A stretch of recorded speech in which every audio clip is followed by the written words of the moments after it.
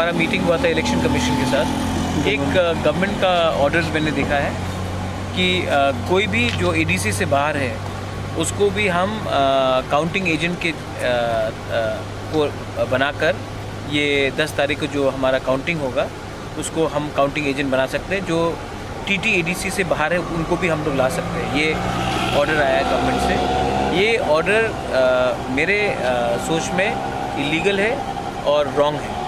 तो मैंने इस विषय में आज इलेक्शन कमीशन से भी मीटिंग की और आज गवर्नर को बोलने आया हूँ, क्योंकि ये जो 6 शेड्यूल है ये टोटली अंडर द गवर्नर है।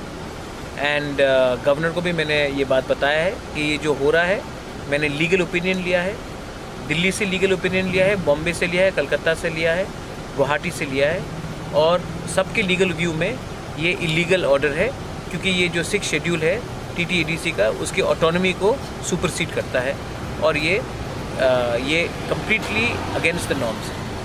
गवर्नर के सर क्या बार हुआ सर? हाँ, गवर्नर के सर क्या बार हुआ? गवर्नर को मैंने यही बात किया है कि ये जो हो रहा है ये अनकॉन्स्टिट्यूशनल है। टीटी एडीसी के जो ऑटोनॉमी बनाया गया है उसके खिलाफ है and this is completely unconstitutional. कि बाहर से टीटी एडीसी से बाहर से आदमी को लेकर आकर आप पोलिंग एजेंट्स कर रहे हैं, काउंटिंग एजेंट्स कर रहे हैं, ये कानून के खिलाफ है, कॉन्स्टिट्यूशन का वायलेशन है और हमारे अधिकार के खिलाफ है। फीडबैक क्या मिला? उन्होंने कहा कि वो बात करेंगे और वो उन्होंने ये भी कहा है कि वो बुलाएंगे स्टेट इलेक्शन कमीशन चेयरमैन।